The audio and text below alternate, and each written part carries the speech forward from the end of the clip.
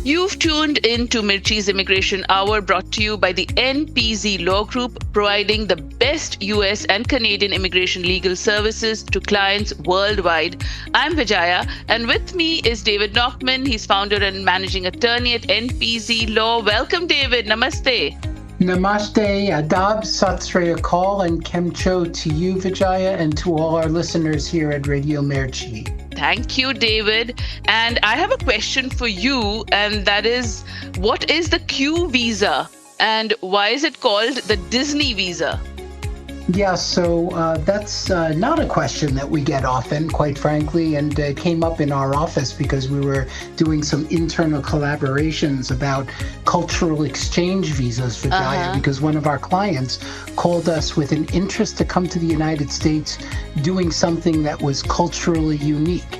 And so there are a couple of different cultural visas that we always explore. And one of those is the J1, which is a cultural exchange program that was implemented in the law, I think in the late 60s, which, was part of that was the Fulbright Scholarship Program. And then there's also one called the P3 that came in under IMACT 90, and that's also for cultural exchange. And you have to be exchanging something that is culturally unique with the public as a whole. But one that often escapes the radar is the Q visa.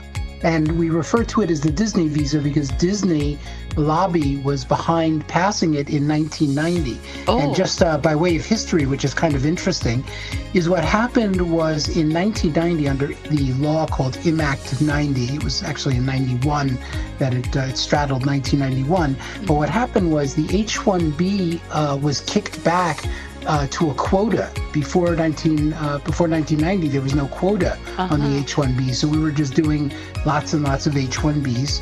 And then what happened was the 65,000 came into play, and that was at the lobby. There was a labor lobby that pushed the quota. But then what happened was the law changed and added O's, P's, Q's, and R's. So we were used to using O's and P's and R's for religious workers, which we've talked about on your show in the past. But Q was, again, sort of at the hand of Disney. And basically what the Q visa does is similar to the other exchange visitor visas, is it's about a person who's coming to the United States who shares their culture, traditions, and skills with Americans through various cultural events and activities. And so it's a 15-month visa, although there are the possibility for extensions.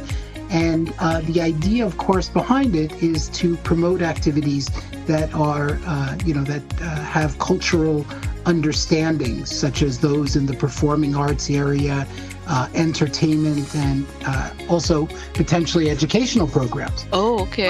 One case which I use just to give everyone an example, one case that I use the Q for is we actually had an Italian restaurant where we had an individual who was an opera singer.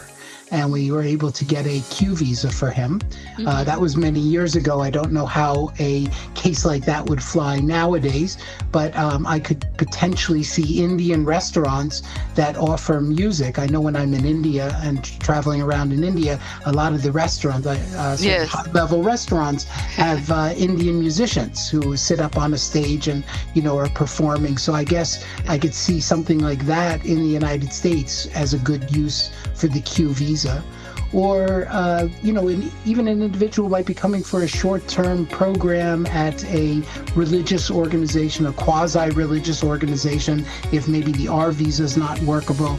But this is another opportunity to be able to bring people to the United States temporarily. So sorry to interrupt, but how do people come, other than the Q visa, like the Bollywood stars coming for a show or a singer or whoever? So far, how do they, what is the other visa that they? Yeah, it's a great question. I mean, a lot of the Bollywood folks, and you probably are aware, those are folks who have extraordinary abilities. All you have to do is ask them and they'll tell you.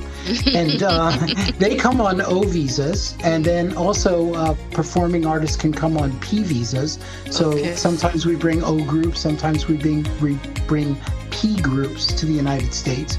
But, again, oftentimes there's not a clear methodology, and oftentimes we have to look at other options. And actually, that was one of the things that came up in our office this week, is that we were looking for another solution to someone's problem, because the organization didn't necessarily want to do an O, didn't want to do a P, didn't want to do a J, because obviously those other visa types have certain parameters that may not necessarily be palatable to a sponsor. And so what we did was we explored the possibility of a Q. Ultimately, we didn't go with the Q, but it sort of raised the fact that we have not yet discussed the Q visa on your show. Yes. So we do want to make your listenership aware that this might be a possibility for them in the future, depending upon what their needs are. That's fantastic. Thank you for bringing that to us, David, and of course going through all the letters of the alphabet.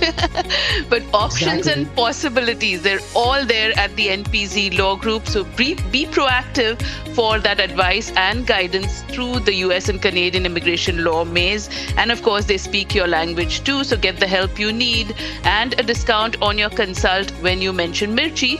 Visit visaserve.com or call them at 201-670-0006.